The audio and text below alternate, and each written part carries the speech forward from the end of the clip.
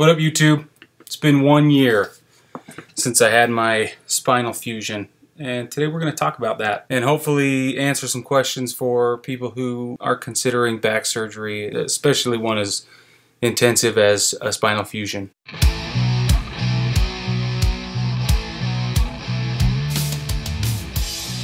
For the last 8 years I've been in the Army, and I've swapped between active duty and Army National Guard, and in 2015 I was deployed to Afghanistan.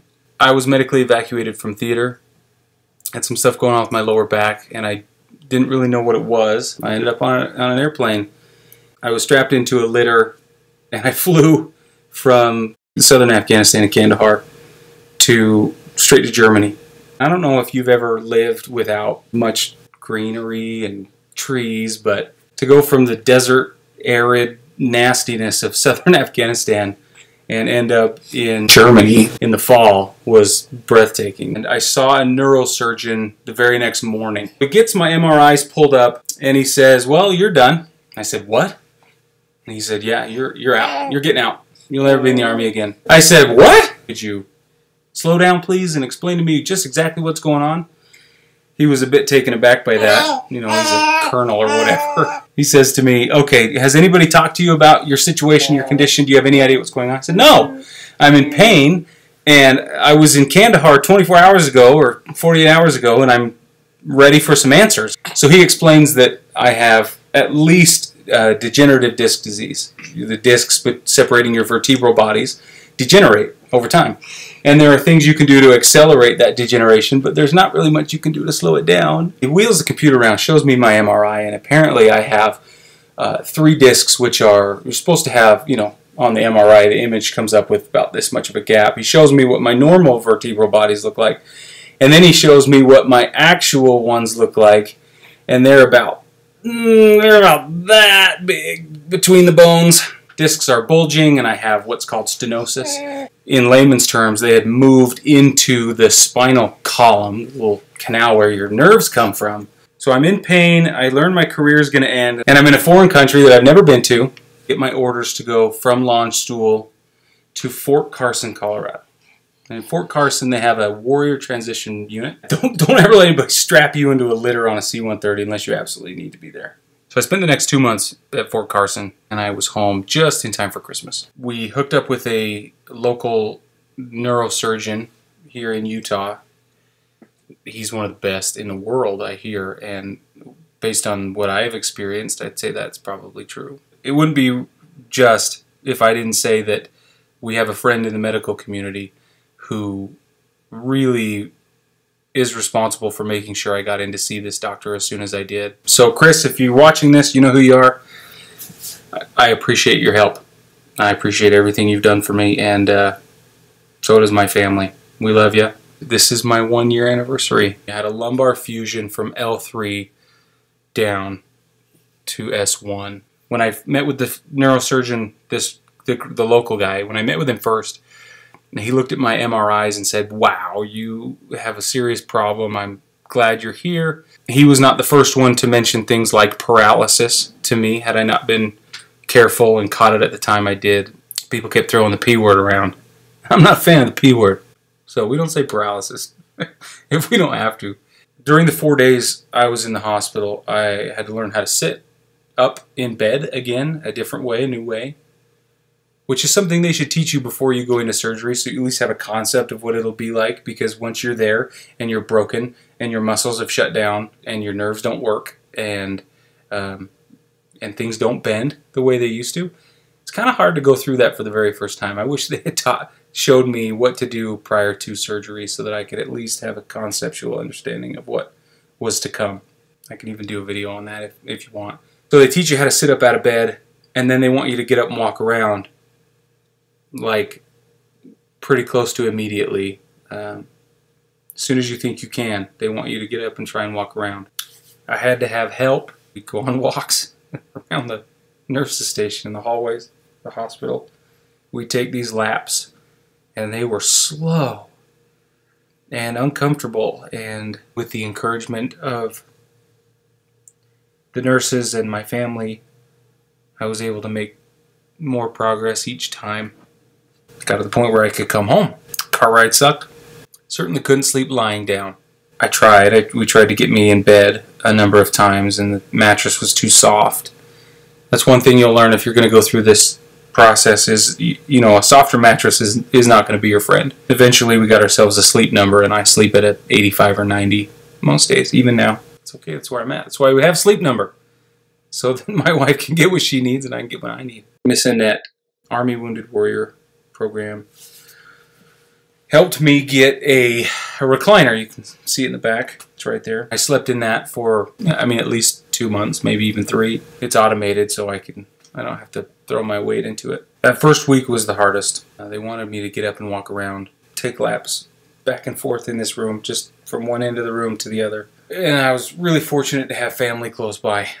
My dad came over and stayed overnight and helped me get back and forth to the bathroom.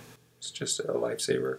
One time I was on my way to the bathroom and he was helping me, and I fell and he caught me. Would have been real bad if he hadn't been there. Sometimes your muscles just let go. If you're going through this, it's okay.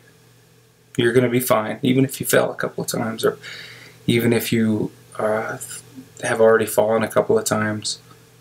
You're going to be okay. Take short steps. I will say that I am better off after I had surgery, and that's exciting. I don't know very many people who say that. Since then, it's been on me and my physical therapy team. My physical therapy team has been tremendous. I work with them 3 days a week, and I have been since I hit 3 months post-op. At one point, I was 3 hours a day, 3 times a week. It was a lot. The challenging part about this process is it really is on you. It really does take hours of physical therapy a week. Some days you don't make any progress, and other days you make a lot of progress. Some days you take steps back, and other days you take steps forward, and it's fine. I feel like people are constantly reminding me that my surgery was massive, and I need to remember that progress will come in due time, not in my time. I need to be cautious and careful throughout. I'm young, I'm aggressive, and I'm not used to slowing down. Throughout my recovery, we have learned that with all of the nerve damage and all of the extensive irritation and everything, I'm still numb in some places. I still have burning and tingling and stuff like that on the bottoms of my feet. I've been focusing recently on fitness and diet. Everybody in the world will tell you that if you don't have a strong core, you're never going to have a strong back. Many people who have a spinal fusion return in 10 years to fuse the next level up or down from your original fused levels. I don't want to do that. I don't ever want to do that. I don't want a 10-year reunion video telling you that I got to go back and do another freaking fusion because I was an idiot. From the minute I came out of surgery, I've been doing everything I can to strengthen my core. And the only way to do that for me, because I'm an all-or-nothing guy, is to have a solid fitness plan. The fitness plan that I've been on has changed a billion times throughout. First, all I needed to do was walk back and forth in this room. And then I would walk up and down these stairs and do this lap, and then upstairs and back down and do the lap. And then I could go outside and I would go up and down this walkway. And then we live in a courtyard, so I could go around the courtyard.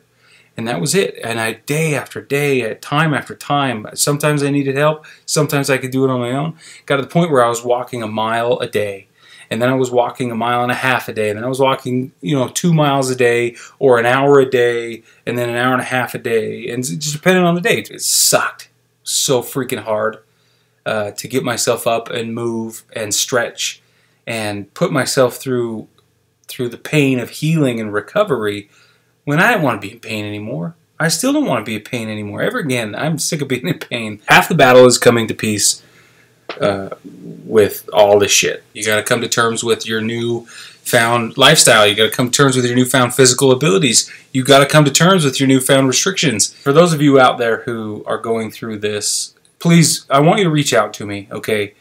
I'm to the point now where I'm in a good place. I'm happy with the progress that I am making and have made. I'm happy with the mistakes and the lessons I've learned from those mistakes. You do what you have to do and get through this. Do what you have to do to surround yourself with the people who are going to love you and support you. You do what you have to do to go to physical therapy. Don't skip physical therapy. Do not think you can do it unsupervised for a really long time. I'm a year out, and even now, if I stopped going to physical therapy for even a couple of weeks, I would stop doing key therapeutic exercises and stretches and things that I have to have still. You've got to reroute your life and make sure that you get what you need. Stay tuned. We're going to talk a lot about this, especially if people start asking me questions. Like I said, I really want to help. I want to give back to those who are struggling. I don't care how old you are. I don't care what your lifestyle is like. Please reach out, put a thing in the comment, and let's talk about this. If you have other things you want to talk about specifically, other questions you may have, or things that I didn't cover in this video, let's talk about it. Let's get into it, okay? And I'll do the best I can to help. This is Brig from brigandtiff.com. You can follow me on Twitter. Go to our website, brigandtiff.com. We're both on Instagram. You got this, and I wish you the best of luck.